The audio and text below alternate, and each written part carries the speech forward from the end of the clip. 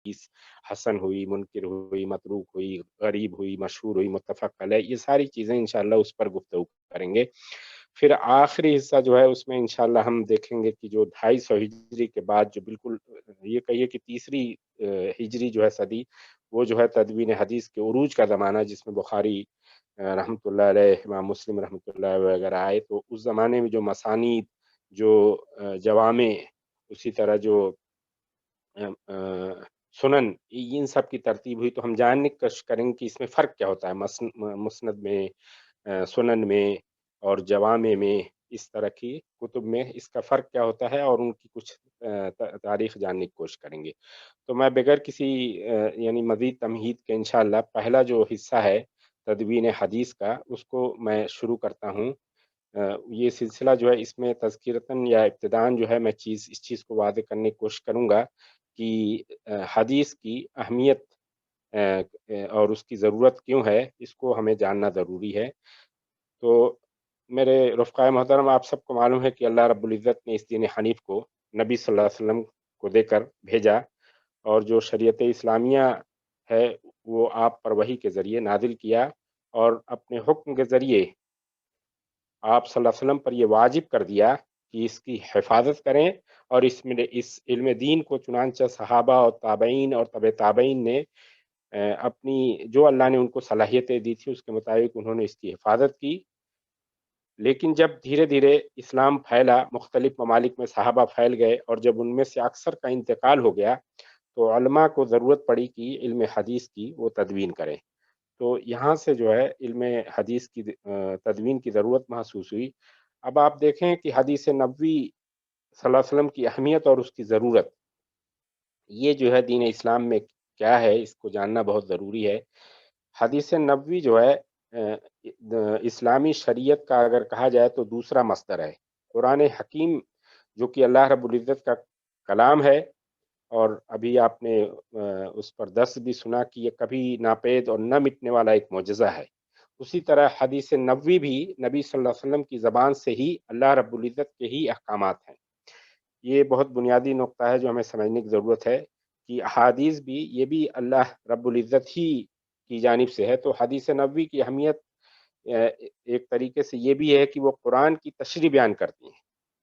तो बहुत सी अहादीस नबविया में हम देखते हैं कि बाज़ आयात करीमा जो है, उसकी तशरीह की ज़रूरत है। उसके असबाब नुज़ूल क्या थे? इस सिलसिले में जो है अहादीस उसकी तरफ हमें इशारा करती हैं। फिर इसके अलावा अहादीस नबवी में आपको अल्लाह के नबी सल्लल्लाहु अलैहि वसल्लम के अखलाक, अल्लाह के नबी सल्लल्लाहु अलैहि वसल्लम की सिफ़ात, अल्लाह के नबी सल्लल्लाहु अलैहि वसल्लम की रोज़मर्रा की ज़िंदगी का बयान मिलता है। कैसे आप अपने अहल-व-अयाल के साथ रहते थे, अपने पड़ोसियों और सहाबा-ए-किराम के साथ उनके मामलात कैसे थे। जैसा कि मैंने आयत शुरू में पढ़ी कि कुरान का इरशाद है, वलक़द कान लकुम फ़ी रसूलिल्लाहि उस्वतुन हसनतुन लिमन कान यर्जुल्लाह वल यौमल आखिर। तो इस तरह से आप कह सकते हैं कि हदीस नबवी में बहुत से ऐसे अहकामात और तशरीहात हैं, जिसका कुरान में ज़िक्र नहीं है। आप इसे मैं जो चीज़ें बयान करूँगा, उसमें कोई भी उसको गलत मानों में नहीं लेगा, कि जहाँ मैंने ये कहा कि बहुत से लोग, क्योंकि आगे मैं ज़िक्र करूँगा कि बहुत से लोग आज इस फ़िक्र के हामिल हैं, अहले कुरान अपने आप को कहते हैं कि कुरान में हर चीज़ मौजूद है तो क्या ज़रूरत? तो मैं ये उस पस-ए-मंज़र में कह रहा हूँ कि अहकामात और तशरीहात जिसका कुरान में ज़िक्र नहीं है, उसे अहादीस ही बयान करती हैं। जैसे मिसाल के तौर पर आप इसको समझिए कि नमाज़ की कैफ़ियत क्या होगी, तहारत के अहकामात व मसाइल क्या होंगे, वगैरह-वगैरह, ये सारी चीज़ें आपको कहाँ से मिलती हैं? अहादीस से मिलती हैं। तो इस तरह ये हुज्जत काफ़ी नहीं है कि हम हदीस के सिलसिले में ये हुज्जत कायम करें कि इसमें ज़ईफ़ भी होती हैं, इसमें कवी भी होती हैं। तो ये जो है चीज़ काफ़ी नहीं है कि हम हदीस से अपना जान छुड़ाएँ, बल्कि उलमा ने अहादीस की अक़साम को जो है खोल-खोल कर इंशाअल्लाह मैंने जैसा ज़िक्र किया आगे मैं बयान करूँगा, बयान कर दिया है, और किससे हमें हुज्जत कायम करना चाहिए, किसको किसको लेना चाहिए, किसको नहीं लेना चाहिए, सारी चीज़ें जो है अक़ायद के सिलसिले में हदीस हदीस की अथॉरिटी क्या है, उसकी हुज्जत क्या है, ये फ़ज़ाइल के सिलसिले में जो है इस्तिदलाल का तरीका क्या हो सकता है, इस तरह की तमाम शराइत को उलमा ने जो है बयान कर दिया है। तो इंशाअल्लाह जो है ये चीज़ काफ़ी नहीं है कि इल्म हदीस ये बहुत एक बारीकी और बहुत गहराई की चीज़ है।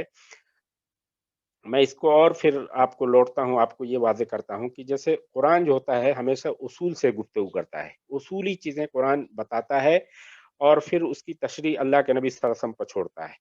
जैसे मैंने ज़िक्र किया कि नमाज़ की रकअतों की तायीन, उसकी हैयत, कैफ़ियत, ज़कात ही को आप ले लीजिए, ज़कात के बारे में कुरान जो है तकरीबन 82 मकामात पर कुरान ने ज़कात का ज़िक्र किया, लेकिन उसका निसाब क्या होगा? किन जो है लोगों पर जो है ज़कात वाजिब है, ये तमाम चीज़ें जो है ये इसकी ये हमें अहादीस से मुतय्यन होती है। फिर उसके अलावा जो है रोज़े और हज के जो तफ़सीलात हैं, निकाह और तलाक के जो मसाइल हैं, एक दूसरे पर जो हुकूक आयद होते हैं मियाँ-बीवी के, ये सारी चीज़ें, उसी तरह बिज़नेस में शराकत के उसूल क्या होंगे, इजारा की तफ़सीलात क्या होंगी, रहन और कर्ज़ से मुताल्लिक जो मसाइल हैं, वदियत से मुताल्लिक तफ़सीलात हैं, ये सारी चीज़ें जो है हमें इसकी तफ़सील अल्लाह के नबी सल्लल्लाहु अलैहि वसल्लम से मिलती है। और दरअसल इसी को हिकमत कहा गया है कुरान में, जो अल्लाह ताला ने कहा है कि वयुअल्लिमुहुमुल किताब वल हिकमा। ये हिकमत जो है दरअसल वही चीज़ है जो ये सारी तफ़सीलात हैं, जो नबी की एक ज़िम्मेदारी होती थी, वो अपनी उम्मतियों को जो है सिखाता था। और अल्लाह के नबी सल्लल्लाहु अलैहि वसल्लम ने ये किया और करके गए। और फिर इसको इस तरह भी समझें, जो मैंने बात कही कि कुरान यानी हादीस का मुकाम क्या है, कि खुद कुरान ने उसको बयान कर दिया है। कुरान कहता है वमा यंतिकु अनिल हवा इन हुवा इल्ला वह्युन यूहा। सूरह नज्म की आयत है। तो इससे भी आप अंदाज़ा लगा सकते हैं। और फिर मुस्लिम शरीफ की एक हदीस है, मैं उसका भी ज़िक्र करना चाहूँगा कि मुस्लिम शरीफ में एक हदीस है कि हज़रत मिक़दाम इब्न मादी करब ये रवायत करते हैं अल्लाह के नबी सल्लल्लाहु अलैहि वसल्लम से, और हदीस तवील है, मैं उसका तर्जुमा पेश कर देता हूँ कि अनकरीब वो वक़्त आएगा कि एक शख्स मसनद पर बैठा होगा और फिर वो मेरी तरफ से हदीस निस्बत करके कहेगा कि हमारे दरमियान फ़लाँ-फ़लाँ जो है अल्लाह की किताब है और उसमें सारा हलाल है, हराम है, सब सारी चीज़ें हैं अल्लाह के नबी सल्लल्लाहु अलैहि वसल्लम ने, तो हमें क्या ज़रूरत है इन चीज़ों की? तो अल्लाह के नबी सल्लल्लाहु अलैहि वसल्लम ने ताकीद करके कहा कि मैंने वही चीज़ें हराम की हैं जो अल्लाह ने हराम की हैं, मैंने वही चीज़ें हलाल की हैं जो अल्लाह ने हलाल की हैं। तो इस तरह जो है अल्लाह के नबी सल्लल्लाहु अलैहि वसल्लम ने गोया इस नज़रिए, इस फ़िक्र को डिमोलिश किया कि जो है अल्लाह के नबी सल्लल्लाहु अलैहि वसल्लम की सुन्नत या हदीस की ज़रूरत नहीं है। अब मैं थोड़ी-सी आपको जो है तदवीन के बारे में बतला दूँ, तदवीन किसे कहते हैं? बहुत से लोग जो है इसको जो भी जानना चाहेंगे कि तदवीन जो है लुग़त के लिहाज़ से तदवीन कहते हैं कि मुतफ़र्रिक़ चीज़ों को एक जगह जमा करना। इस्तिलाह में हम उसी को तसनीफ़ और तालीफ़ कहते हैं।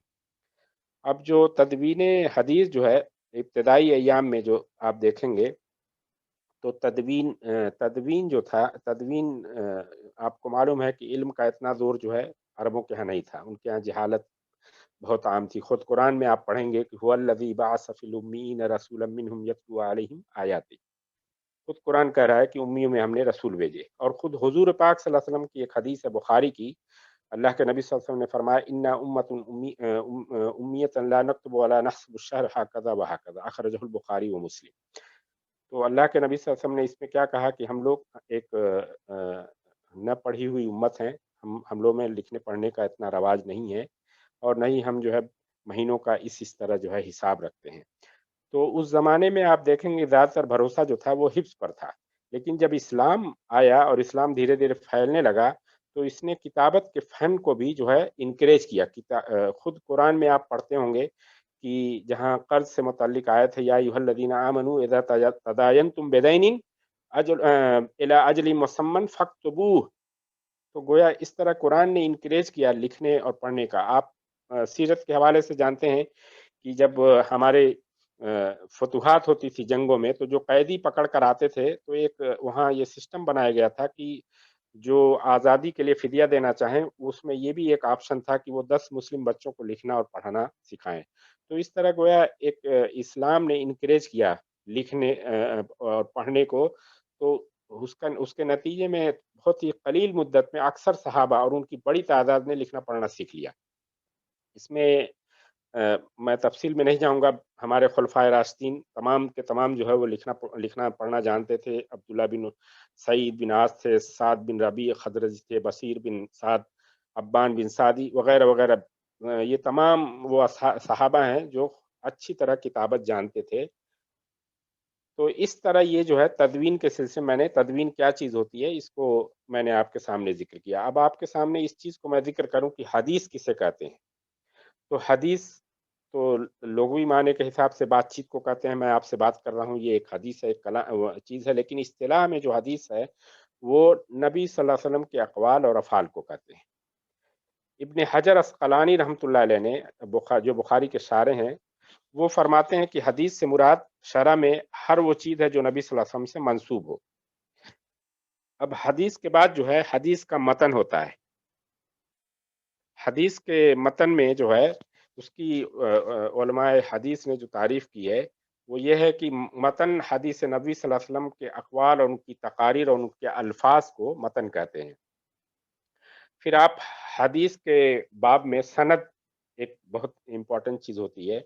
تو سند کسے کہتے ہیں؟ وہ اس سلسلہ حدیث کو کہتے ہیں جو محدثین جن کو کہا جاتا ہے، یا ان اشخاص کے سلسلے کو کہتے ہیں جن کے ذریعے حدیث جو ہے ہم تک اللہ کے نبی صلی اللہ علیہ وسلم سے پہنچی ہے، اس کو سند کہتے ہیں.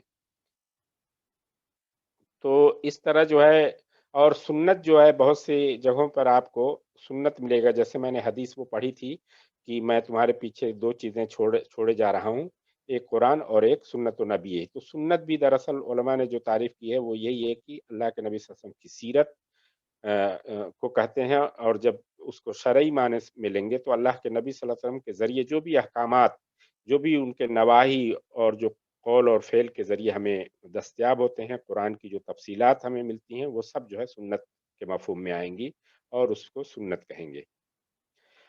حدیث کی جو اہمیت ہے وہ قرآن کی نظر میں بھی ہمیں جاننا ضروری ہے، خاص کر سے آج جو ماڈرن دور میں جو یہ فلسفہ اور یہ نظریہ بہت تیزی سے عروج پایا ہے کہ حدیثیں جو ہے وہ بہت زیادہ جو ہے گڈمڈ ہیں یا بہت زیادہ اس میں یہ ہے، تو ہمیں کیا ضرورت ہے ان چیزوں میں پڑھنے کی. تو آپ دیکھیں حدیث کی اہمیت جو ہے قرآن کی نظر میں آگے اس کا ذکر کروں گا کہ اس کو کس لیے جو ہے ہمارے اسلاف نے یا جو ہمارے خلفاء تھے اس پر انہوں نے سختی کی کہ حدیث کو اتنا زیادہ فروغ نہ دیا جائے، وہ آگے آئے گا ذکر. لیکن یہ ہے کہ اس کی اہمیت اپنی جگہ مسلم ہے.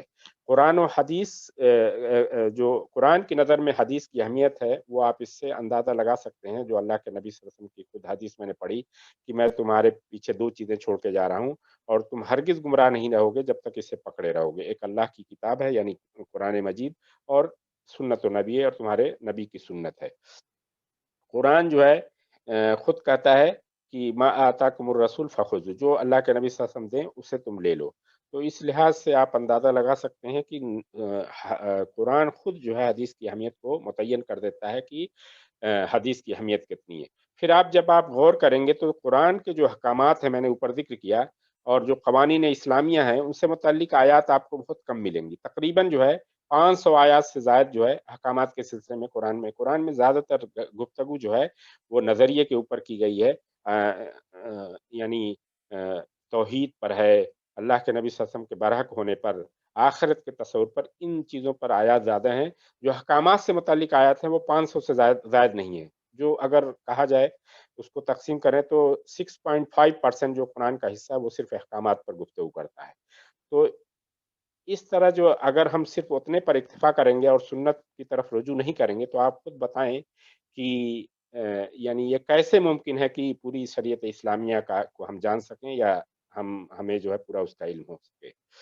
تو بدقسمتی سے ابھی میں جس کا ذکر کر رہا تھا کہ اس دور میں امت میں ایک گروہ ہے جو اپنے آپ کو اہل قرآن ہونے کا دعویٰ کرتے ہیں، تو ان کے لیے ضروری ہے سمجھنا کہ کس طرح ہم کسی طرح وہ ہمیں اس بات کو باور کرانے کی کوشش کرتے ہیں کہ احادیث جو کچھ بھی ہمارے درمیان ہے ان کی کوئی آئینی حیثیت نہیں ہے، نعوذ باللہ. اصل یہ ہے کہ ہمیں ہر چیز صرف قرآن اور صرف قرآن سے تلاش کرنا چاہیے، اور جو چیزیں قرآن میں موجود نہیں ہیں ان میں بہت زیادہ احادیث پر بھروسہ کرنے کے بجائے اپنی عقل سلیم پر بھروسہ کرنا چاہیے. اور بہت بدقسمتی کی بات ہے کہ ہماری جماعت میں بھی ایسے علماء موجود ہیں اس کے ذریعے قرآن کو جو ہے اس کے ذریعے جو ہے وہ کہتے ہیں کہ قرآن کو منہج بناتے ہوئے احکامات ہمیں تلاش کرنے چاہیے. لیکن میں آپ کو بتاؤں یہ دراصل معتزلی سوچ ہے، معتزلہ کی سوچ ہے، جس نے ہمیشہ دین کے احکامات کو جو ہے وہ عقل کی بنیاد پر، ابھی مشتاق صاحب جن کا ذکر کر رہے تھے وہ بھی انہی میں سے آتے ہیں. تو अक्ल की बुनियाद पर उन्होंने जो है परखने की कोशिश की है। इसी फ़लसफ़े के तहत जो है उन्होंने सिफ़ात इलाही को आप देखें, ये बहुत लंबी बहस है कि सिफ़ात इलाही को जो है अपने महदूद अक़ल की बुनियाद पर क़यास किया, नतीजतन यहाँ तक नतीजा पहुँचा कि उन्होंने सिफ़ात इलाही का इनकार कर दिया और इसे महज़ इशारे और किनाए के मानों में ले गए। यहाँ तक कि जब आप इसकी तफ़सील में जाएँगे तो आपको मिलेगा कि बहुत से उलमाए देवबंद ने खुद मौलाना मौदूदी अलैहिर्रहमा पर और आज के सलफ़ी हज़रात में ओपनली कहूँ कि उन्होंने भी मौलाना मौदूदी अलैहिर्रहमा पर इस तरह के इल्ज़ामात लगाए हैं कि उन्होंने सिफ़ात इलाही का इनकार किया, जो बिल्कुल गलत बात है। ये दरअसल मुअतज़िला ने उसको ये किया। वो एक लंबी गुफ्तगू है, मैं उसमें नहीं जाऊँगा। अब मैं आपको ये बता रहा हूँ कि हदीस की ज़रूरत क्यों है? तो इसमें मैंने इब्तिदान ये अर्ज़ किया था कि अव्वल तो ये है कि जो कुरान मजीद में जो हमारे दरमियान है कुरान मौजूद, वो उसमें अहकामात जो है इजमाल की शक्ल में है। वो इतलाक़ पर मबनी यानी उसकी तशरीह नहीं है। इस वजह से बगैर सुन्नत का सहारा लिए हुए हम जो है मुकम्मल तौर से इस्लाम पर नहीं चल सकते। इस्लाम के ऊपर अमलन जो है चलना मुमकिन नहीं है।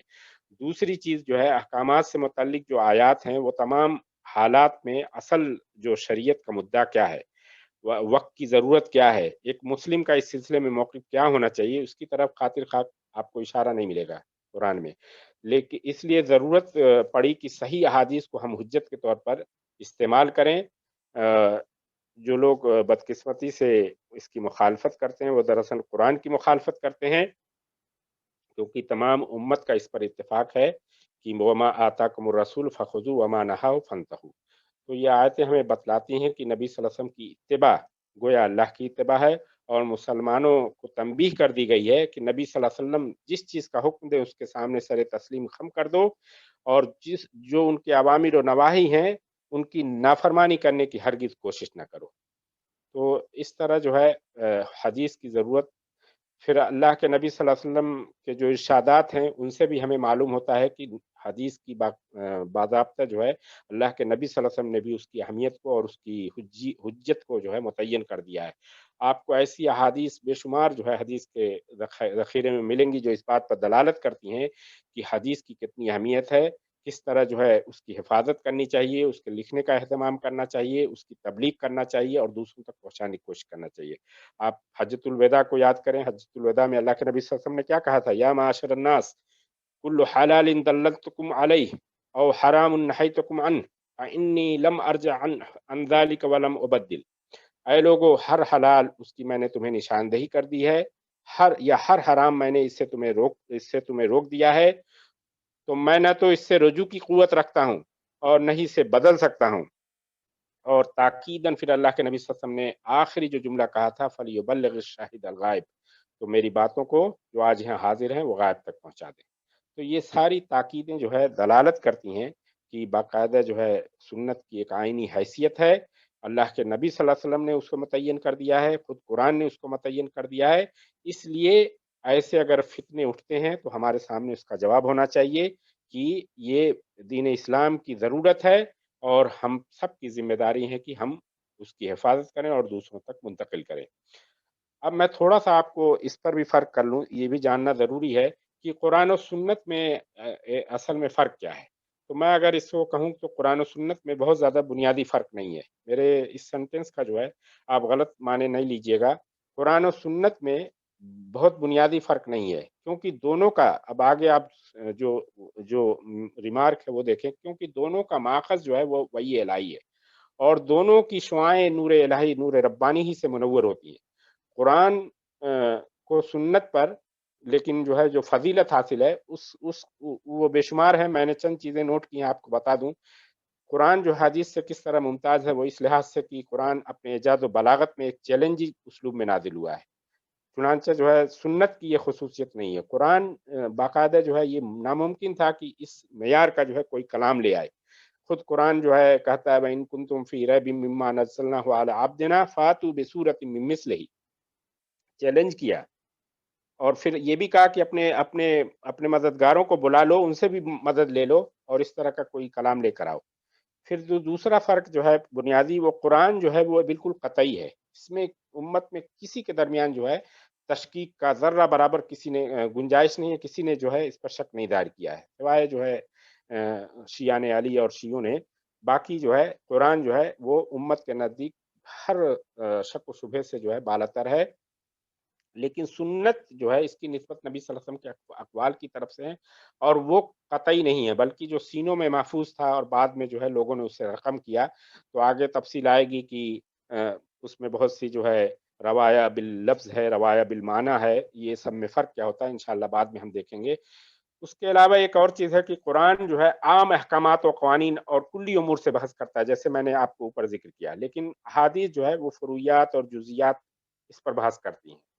तो गोया ये है कि कुरान जो है वो एक आम कवानीन के उसूल को बता देता है कि इसमें उसूल क्या होना चाहिए, उसकी तौज़ीह नबी सल्लल्लाहु अलैहि वसल्लम से कराता है। और इस तरह ये ज़िम्मेदारी नबी सल्लल्लाहु अलैहि वसल्लम को दे दिया कि आप वही और इल्हाम की क़ुव्वत और अल्लाह ने जो आपको फ़ैज़ दिया है नूर तजल्ली इल्म रब्बानी का, उसके ज़रिए उसकी बारीक तौज़ीह फरमा दें। और खुद कुरान ने भी उसको ज़िक्र किया कि व अंज़लना इलैका ज़िक्र, हमने तुम्हारे ऊपर ज़िक्र को नाज़िल किया लितुबय्यिना लिन्नास मा नज़्ज़ला इलैहिम व लअल्लहुम यतज़क्करून, कि ताकि जो है जो अल्लाह रब्बुल इज़्ज़त ने मा नुज़्ज़िला इलैहिम, तो जो कुरान नाज़िल किया गया है उसकी आप जो है लोगों को तशरीह कर दें, लोगों को बयान करके बता दें। तो इस लिहाज से आप कह सकते हैं कि जो सुन्नत की हैसियत है वो एक मुकम्मिल की है, तकमील करने वाले की है, जो इस्लामी अहकामात की तकमील करती हैं। अब मैं अब्दुर्रहमान साहब कितना वक़्त बचा है? हेलो? जी, मैं आपको जो है तदवीन हदीस की जो है तारीख़ की तरफ आता हूँ कि तदवीन हदीस की तारीख़ क्या है। तो हदीस नबवी की जो तदवीन है, वो उसका जमा करना जो है ये मुख्तलिफ़ मराहिल से गुज़रा है। उसमें सबसे पहला मरहला खुद नबी सल्लल्लाहु अलैहि वसल्लम का ज़माना था। वहाँ ऐसे सहाबा जो है उस ज़माने में मौजूद थे, जो सुन्नतें बाकायदा लिखते थे, और ख़ास सुहuf उनके थे जिसकी वो उन्होंने तदवीन की है, जो बाद में उनके नाम से खुद मशहूर हुए हैं। आपको सहीफ़ा अब्दुल्ला बिन उमर मिलेगा, उनके पास एक सहीफ़ा था जो सहीफ़ा बाद में सहीफ़ा सादिक़ा के नाम से मशहूर हुआ। उसी तरह सहाबा में जाबिर बिन अब्दुल्ला, अनस बिन मालिक के पास सहीफ़े थे। खुद अबू बकर रज़ियल्लाहु तआला अन्हु के पास सहीफ़ा था जिसका ज़िक्र आगे आएगा, कि जिसे सहीफ़ा अबू बकर कहा जाता था, जो फ़राइज़ुस सदक़ात के बारे में था। तो इस तरह जो है तदवीन हदीस जो है उसका दौर अल्लाह के नबी सल्लल्लाहु अलैहि वसल्लम के ज़माने ही में था, लेकिन तदवीन हदीस का जो काम हुज़ूर सल्लल्लाहु अलैहि वसल्लम के ज़माने में था, उसको हम 2 बुनियादी मरहलों में तक़सीम कर सकते हैं। पहला जो मरहला था, जिसमें हदीस के लिखने पर ममानियत थी, जहाँ नबी सल्लल्लाहु अलैहि वसल्लम ने सहाबा को बाकायदा मना कर दिया था कि कुरान के अलावा हदीस को न लिखा करो। और इसकी नहीं की जो इल्लत थी वो बिल्कुल वाज़ेह थी, हर एक आप समझ सकते हैं, ताकि हदीस के लिखने से ये कुरान से गड़बड़ ना हो। ये दरअसल इल्लत थी जिसकी वजह से अल्लाह के नबी सल्लल्लाहु अलैहि वसल्लम ने मना किया था। फिर नबी सल्लल्लाहु अलैहि वसल्लम के बाद के अहद में जब तदवीन हदीस का दूसरा मरहला शुरू होता है, और वो उस वक़्त जो है आपने लिखने की इजाज़त दे दी। आगे मैं हदीस का ज़िक्र करूँगा कैसे अल्लाह के नबी सल्लल्लाहु अलैहि वसल्लम ने इजाज़त दी। यानी इस तरह जब दीन के मामलात और दावत इस्लामी को जो है वो इस्तिक़रार हासिल हो गया, और सुन्नत को लिखने से जो अंदेशा था, उसका अब धीरे-धीरे इज़ाला हो गया, तो अल्लाह के नबी सल्लल्लाहु अलैहि वसल्लम ने इसकी इजाज़त दे दी। खुद जो है आपको सहाबी जलील अब्दुल्ला बिन उमर रज़ियल्लाहु तआला की रवायत है कि रसूलुल्लाह सल्लल्लाहु अलैहि वसल्लम जो कुछ कहते थे वो उसे लिखते थे। तो जो मुहाजिरीन थे, अहले कुरैश थे, वो उनको लान-तान शुरू कर दिए कि जो तुम लिख रहे हो इसकी हुज्जत क्या है? नबी सल्लल्लाहु अलैहि वसल्लम कभी गुस्से में बोलते हैं, कभी हादी होकर बोलते हैं, तो हर चीज़ कैसे लिखी जा सकती है? तो उन्होंने इसका ज़िक्र किया अल्लाह के नबी सल्लल्लाहु अलैहि वसल्लम, तो अल्लाह के नबी सल्लल्लाहु अलैहि वसल्लम ने फरमाया उक्तुब फवल्लज़ी नफ़्सी बियदिही मा यख़रुजु मिन्हु इल्ला हक़। लिखो क्योंकि कसम है उस ज़ात की जिसके कब्ज़े कुदरत में मेरी जान है, मेरी ज़बान से हक़ के सिवा कुछ नहीं निकलता है। तो इस तरह ये दूसरा मरहला है जिसमें तदवीन हदीस का अल्लाह के नबी सल्लल्लाहु अलैहि वसल्लम के ज़माने में जिसमें अल्लाह के नबी सल्लल्लाहु अलैहि वसल्लम ने इसकी इजाज़त दे दी। अब उसके बाद एक तकरीबन 100 साल का पीरियड आता है, मैं आगे उसका ज़िक्र करूँगा, जहाँ बिल्कुल जो है इस सिलसिले में बहुत एहतियात से काम लिया गया। लेकिन फिर दूसरा मरहला तदवीन हदीस का शुरू होता है, वो तदवीन हदीस का जो हकीकी मरहला है, वो हज़रत उमर बिन अब्दुल अज़ीज़ रहमतुल्लाह अलैह को जब खौफ लाहिक हुआ کہ نبی صلی اللہ علیہ وسلم کی احادیث کہیں ضائع نہ ہو جائیں، اور اس کے ضائع ہونے کی صورت میں ایک بڑا علم جو ہے امت سے ضائع ہو جائے گا. تو انہوں نے اس چیز کو ملاحظہ کیا. تو پھر جو ہے انہوں نے کیونکہ جو مذہبی سیاسی اختلافات خاص طور سے اس وقت رونما ہو رہے تھے، اور تو اس وقت خلیفہ نے جو تھا بہت سے ائمہ احادیث کو جمع کیا اور ان کی ایک میٹنگ کی اور ان کو مامور کیا کہ آپ جو ہے اس پر کام کریں. چنانچہ یہ ٹاسک دیا امام ابو بکر ابن حزم کو، اسی طرح امام محمد بن شہاب زہری کو. ان لوگوں کو جو ہے انہوں نے متعین کیا باقاعدہ. تو یہ ایک طریقے سے ایک دوسرا دور ہے. اس کے بعد جو ہے باقاعدہ جو ہے یہ علم عروج پر پہنچتا ہے، موضوعات حدیث کا دور شروع ہوتا ہے جو تقریباً دوسری صدی ہجری کا زمانہ ہے. تو میں تھوڑا سا آپ کے سامنے اس چیز کا بھی ذکر کروں کہ تاریخ تدوین کا جو 100 سالہ ہے اس میں کیوں احتیاط برتی گئی، اور جب شیعان علی کی جب آپ تاریخ پڑھیں گے کہ جو شیعوں نے مرتب کی ہے کہ کس طرح جو ہے احادیث کی تدوین ہوئی، تو اس سلسلے میں آپ کو غلط فہمی نہ آئے کہ نعوذ باللہ جو ہے خلفائے راشدین نے اتنی سختی کیوں کی اور کیا کیا، کیونکہ انہوں نے اس میں غلو سے کام لیا ہے. تو میں آپ کو اس کا بھی ذکر کرتا چلوں کہ شیعوں کے نزدیک تدوین حدیث کی تاریخ کیا ہے.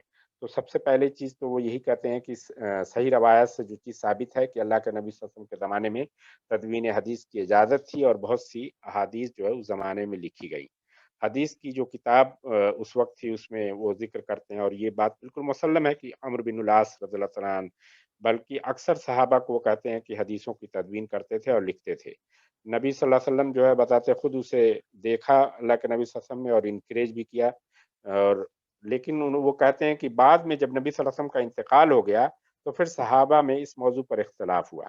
تو صحابہ میں ایک گروہ جو ہے وہ شدت سے کے ساتھ حدیث لکھنے کے قائل وہ نہیں تھے، اور وہ اسے غیر قانونی سمجھتے تھے. اس گروہ میں ابو بکر عمر رضی اللہ عنہ تھے، عبداللہ ابن مسعود رضی اللہ عنہ، ابو سعید خدری رضی اللہ عنہ. یہ بڑے بڑے صحابہ تھے جو اس چیز کو جائز نہیں سمجھتے تھے یا اس کو سختی سے منع کرتے تھے کہ احادیث کو لکھا جائے. اس کی علت جو ہے وہی تھی کہ قرآن ابھی تک جو ہے بالکل محفوظ نہیں تھا، ایک مجلد شکل میں سینوں میں محفوظ تھا. اور دوسرا جو طبقہ تھا وہ اس فکر کی سختی سے مخالفت، یہ ان کی تشریح ہے، سختی سے مخالفت کرتا تھا اور حدیث کے لکھنے پر ابھارتا تھا. اس میں وہ کہتے ہیں اس گروہ میں سر دست جو تھے حضرت علی رضی اللہ عنہ تھے اور ان کے بڑے بیٹے امام حسن رضی اللہ عنہ تھے. تو یہ بات ان کی اس حد تک تاریخی لحاظ سے صحیح ہے کہ صحابہ کے درمیان اس سلسلے میں اختلاف تھا، اور زیادہ تر صحابہ اسی بات پر متفق تھے کہ اللہ کے نبی صلی اللہ علیہ وسلم نے جب روکا ہے اور قرآن جو ہے اس کی حفاظت اول ضروری ہے، اس لیے احادیث کو باقاعدہ جو ہے اس کو سرکاری درجہ نہ دیا جائے. جو کبار صحابہ ہیں جن کے اندر فہم کی وسعت ہے وہ اپنے طور سے مرتب کرتے تھے. اس میں شیعان علی نے غلو سے کام لیا ہے کہ عمر فاروق رضی اللہ عنہ اور ابو بکر رضی اللہ عنہ نے باقاعدہ اس کو کرش کیا، اور اس بہت ہی میں آگے ذکر کروں گا انشاءاللہ. تو وہ یہ کہتے ہیں کہ تدوین حدیث دراصل اس کو انکریج کیا گیا سب سے پہلے حضرت علی رضی اللہ عنہ کے زمانے میں. یہ جو ہے بہت ہی نہایت خطرناک فکر ہے جو قرآن کو دراصل مشکوک کرنے والی چیز ہے. یہ زنادقہ اور شیعان علی جو تھے ان کی پیدا کردہ ہے. اس کی تفصیلات کا یہاں وقت نہیں ہے. آپ سے میری دلی تمنا ہوگی کہ اس موضوع پر آپ مطالعہ کریں. خود جماعت کے لٹریچر میں بے شمار کتابیں ہیں. سنت کی آئینی حیثیت ہے مولانا مودودی علیہ رحمہ کی. علم حدیث ایک تعارف جناب مولانا محمد فاروق خان صاحب کی ہے. اسی طرح اجتہاد و تقلید شاہ ولی اللہ دہلوی رحمۃ اللہ علیہ کی. اس طرح بے شمار کتابیں ہیں، آپ پڑھیں تو آپ کو اس موضوع سے. اب میں آپ کو آتا ہوں یہ کہ اہل سنت کے ہاں جو تدوین حدیث کی جو تاریخ ہے اسے میں آپ کو بہت اختصار سے بیان کر کے، میرے خیال سے میرا وقت کتنا ہے عبد الرحمان صاحب؟ ہلو، آپ کا وقت 5 منٹ. ٹھیک ہے، میں 5 منٹ میں انشاءاللہ اس کو یہ کر کے، کیونکہ یہ مکمل نہیں ہو پائے گا. تو اب جو ہے اہل سنت کے ہاں جو قرآن حدیث کے تدوین کرنے کی جو تاریخ ہے وہ اس میں جیسا کہ میں نے اوپر ذکر کیا کہ صحابہ کے درمیان 2 رائے تھیں. ایک جو تھے وہ اس حدیث کے سختی سے قائل تھے کہ لا تکتبوا عنی ومن کتب عنی شیئا فلیمح. اللہ کے نبی صلی اللہ علیہ وسلم کی یہ حدیث تھی کہ مجھ سے کچھ بھی لکھا نہ کرو، جو کچھ بھی جنہوں نے لکھا ہے وہ اسے مٹا دے. تو اس کی وجہ سے جو تھے صحابہ کا یہ جو گروہ تھا وہ سختی سے جو ہے تدوین حدیث کے خلاف تھے، اور بلکہ انہوں نے جو ہے وہ اس کو بھی انکریج نہیں کیا کہ وربلی طور سے حدیث کی روایات، اس کو بھی انہوں نے سختی سے منع کیا، بلکہ شیعان علی تو یہاں تک کہتے ہیں کہ بہت سے صحابہ نے جو ہے اس طرح کی جو ہے لکھے ہوئے جو مسودے تھے اس کو جلا دیا حدیث کے، اور پھر ان کی ایک دلیل ہے کہ لا تکتبوا عنی ومن کتب عنی، یہ اسی فکر کے حاملین کی گڑھی ہوئی حدیث ہے، یہ اللہ کے نبی صلی اللہ علیہ وسلم، جبکہ یہ بالکل غلط ہے۔ اس کی سند پر آپ جب جائیں گے آگے تو دیکھیں گے اکثر محدثین اور مورخین جو خود جو ہے تدوین قرآن کی تاریخ لکھتے ہیں وہ بولتے ہیں کہ یہ حدیث بالکل درست ہے۔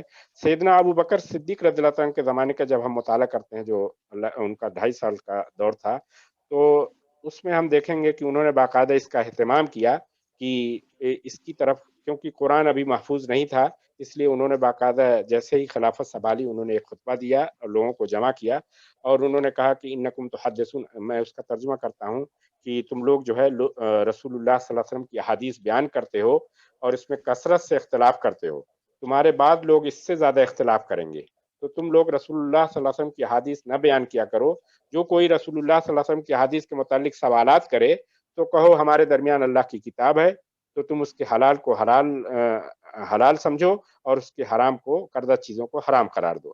آپ کو یہ بھی معلوم ہوگا، بہت مشہور حدیث آپ بار بار سنتے ہوں گے حضرت عائشہ رضی اللہ عنہا سے، یہ دراصل ایک نفسیاتی یہ ہوتا ہے کہ جب بزرگ کو انتقال ہو جاتا ہے تو اس کی کہانیاں سننے میں اس کی لوگوں کو جو ہے دلچسپی ہوتی ہے۔ تو آپ کو معلوم ہے حضرت عائشہ رضی اللہ عنہ کے پاس آتے ہیں لوگ، پوچھتے ہیں اللہ کے نبی صلی اللہ علیہ وسلم کی سیرت بتائیے، کیسا ان کا اٹھنا بیٹھنا، اور انہوں نے بہت مختصر قرآن کی طرف، ان لوگ کا صحابہ کرام اس گروہ کا منہج یہ تھا کہ قرآن کی طرف لوگوں کو متوجہ کریں، تو انہوں نے کہا کان خلقہ قرآن، ان کی جو سیرت تھی وہ قرآن تھی، قرآن پڑھو تم کو جو ہے اللہ کے نبی صلی اللہ علیہ وسلم کی سیرت مل جائے گی۔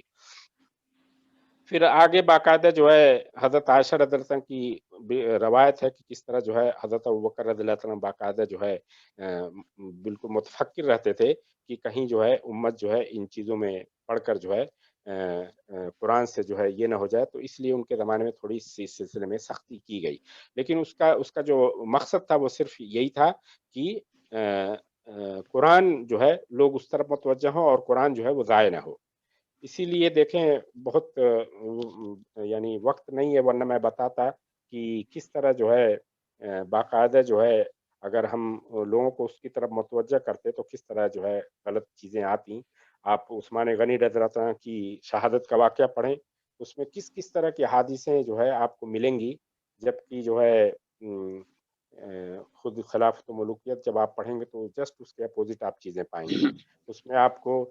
تو اس طرح آپ خود بھی آپ غور کر سکتے ہیں، جب مطالعہ کریں گے تو آپ دیکھیں کہ اللہ کے نبی صلی اللہ علیہ وسلم کے ساتھ سب سے زیادہ کون رہا؟ ابو بکر صدیق رضی اللہ عنہ سے زیادہ کوئی رہا؟ اول روز سے ایمان لے آئے، لیکن جب ان کی احادیث آپ دیکھیں گے تو آپ کو 142 روایات صرف حضرت ابو بکر رضی اللہ عنہ سے ملتی ہیں، عمر فاروق رضی اللہ عنہ صرف 83 احادیث ملتی ہیں۔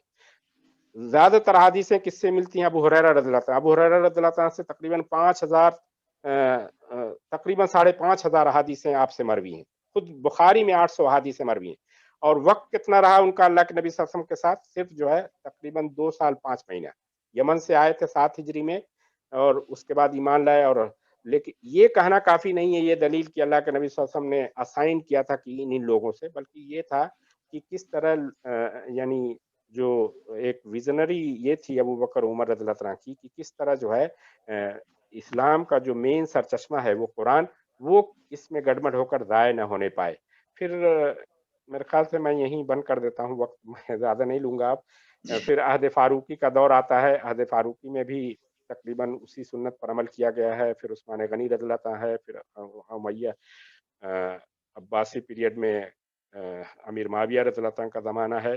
یہ ساری چیزیں انشاءاللہ میں آئندہ اس میں یہ کروں گا۔ وقت ظاہر سی بات ہے یہ موضوع بہت ہی طویل ہے، اس لیے میں معذرت چاہوں گا۔ اللہ رب العزت سے دعا ہے کہ ہمیں اس پر پڑھنے کی اس موضوع پر جو ہے ہمیں توفیق دے، تاکہ اس کی باریکیوں کو ہم جانیں، اور ہم جو ہے اس میں اتنی حد تک تو ہماری گہرائی نہیں ہونی چاہیے بحیثیت رکن جماعت کی، چونکہ یہ ایک دین کا ماخذ ہے، دوسرا